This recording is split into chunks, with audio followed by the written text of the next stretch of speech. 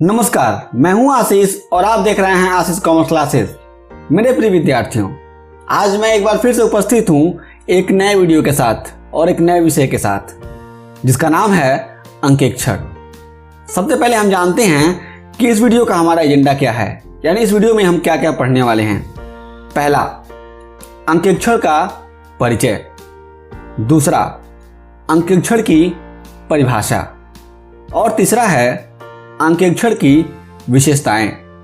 तो चलिए जानते हैं कि अंकेक्षर का अर्थ क्या होता है, यानी इसकी परिभाषा क्या होती है। परिचय।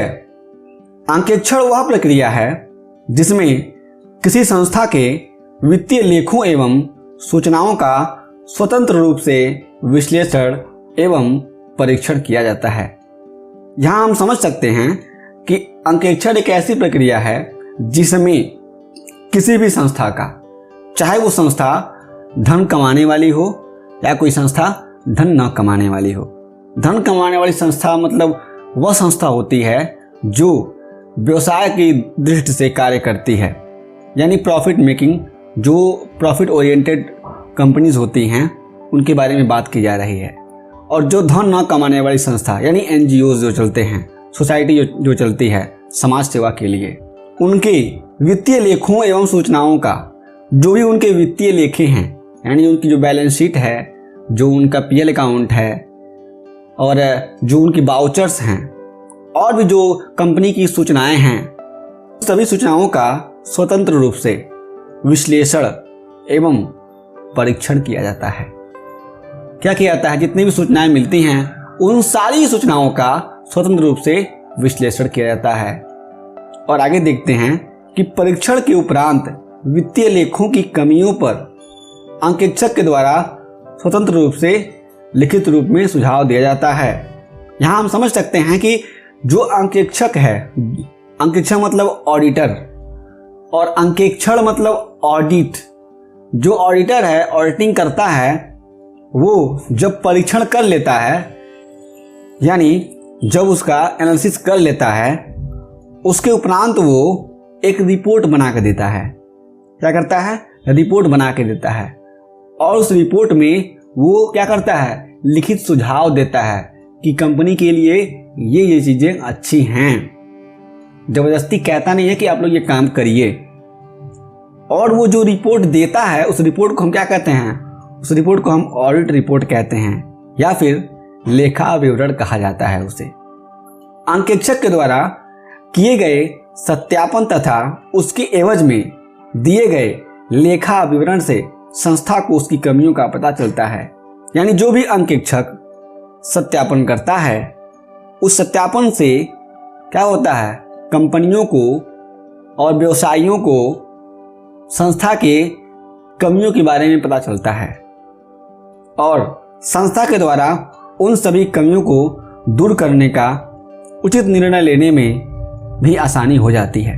और जब अंकेक्षक यानी ऑडिटर अपना रिपोर्ट देता है, तो वो रिपोर्ट जब कोई व्यवसायी, कोई कंपनी का डायरेक्टर पढ़ता है, उसका फिर से विश्लेषण करता है, तो उसको मालूम चल जाता है कि कौन कौन सी कमियां हैं और उन कमियों को वो क्या करता है? दूर कर लेता है। और उसका जो अकाउंट्स होता है, बुक्स ऑफ अकाउंट्स होता है, वो क्या होता है? सही हो जाता है। अब आते हैं परिभाषा पे। परिभाषा। अंकेक्षर से तात्पर्य उस प्रक्रिया से है जिसके अंतर्गत सभी वित्तीय प्रपत्रों या लेखों का निश्चित नियमों का पालन करते हुए स्वतंत्र रूप से परीक्षण किया जाता है। वही बात समझ सकते हैं कि अंकेक्षण वह प्रक्रिया है जिसमें जितने भी वित्तीय प्रलेख होते हैं कंपनी के, किसी भी व्यवसाय के, उन सबको बटोर करके क्या किया जाता है? एनालिसिस किया जाता है। और एनालिसिस करने के बाद से उन पे अपनी राय दी जाती है अंकेक्षक के द्वारा, यानी ऑडिटर के द्वारा। और वो भी स्वतंत्र रूप से। अंकेक्षक जब ऑडिट करता है, यानी ऑडिटर जब ऑडिट करता है, कंपनी के दबाव में ऑडिटिंग नहीं करता है। ऐसा नहीं है कि कंपनी कहेगी कि हमारा जो है, हमारी कंपनी को लॉस में दिखा दीजिए, तो कंपनी और जो अंकेक्षक है वो कंपनी को लॉस में दिखा देगा। वो अपने हिसाब से जो भी रूल्स एंड रेगुलेशंस हैं, उन रूल्स एंड रेगुलेशन में बंद करके काम करता है। अब देखते हैं अंकेक्षण की विशेषताएं। पहला, अंकेक्षण में वित्तीय सूचनाओं एवं लेखों का स्वतंत्र परीक्षण किया जाता है। यानी जो भी परीक्षण होता है वो स्वतंत्र रूप से होता है, किसी के दबाव में नहीं। दूसरा, जिस संस्था का अंकेक्षण किया जाता है वह लाभ कमाने वाली या फिर लाभ न कमाने वाली दोनों तरह की हो सकती है। यानी या तो एनजीओ हो सकता है या तो कोई बिजनेस हो सकता है।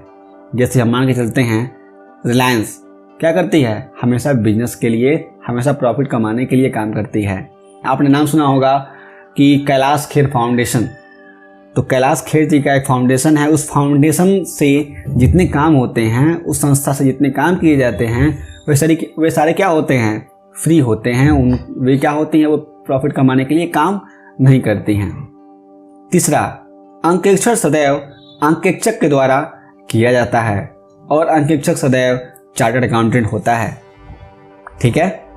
चौथा, अंकेक्षण का उद्देश्य वित्तीय लेखों के परीक्षण के उपरांत अंकेक्षक के द्वारा रिपोर्ट के माध्यम से अपनी राय देकर संस्था के वित्तीय लेखों को सत्यापित करना है। जितने भी वित्तीय लेखे होते हैं उन सबको जब अंकेक्षक यानी ऑडिटर सत्यापित करता है, उनका एनालिसिस करता है और एनालिसिस करने के बाद से अपनी राय देता है तो वो क्या हो जाते हैं, सत्यापित माने जाते हैं। क्योंकि जो सीए होता है वो भी अपने उत्तरदायित्व का पालन करते हुए रूल्स एंड रेगुलेशंस में, चार्टर्ड अकाउंटेंट एक्ट के रूल्स एंड रेगुलेशंस में बंधा हुआ होता है और उस पे रिलायबल होती हैं सारी संस्थाएं। पांचवा, अंकेक्षक एक स्वतंत्र चार्टर्ड अकाउंटेंट होता है जिसका संस्था से कोई लाभ का हित नहीं होता है। हम समझ सकते हैं कि जो भी संस्था होती है, कई जो बड़ी बड़ी कंपनियां हैं वो अपने वहाँ चार्टर्ड अकाउंटेंट को अकाउंटिंग के पर्पज से रखती हैं। तो ऐसा नहीं है कि वो उन्हीं से ऑडिटिंग करवाएंगी, वो स्वतंत्र रूप से अनदर चार्टर्ड अकाउंटेंट से ऑडिटिंग करवाती हैं जिनका उस संस्था से किसी भी प्रकार का लाभ या हित नहीं होता है। यानी कहने का मतलब ये है कि ऐसा नहीं है कि संस्था से उनको कुछ पैसे मिले हों, उस पैसे के एवज में वो काम कर रहे हों।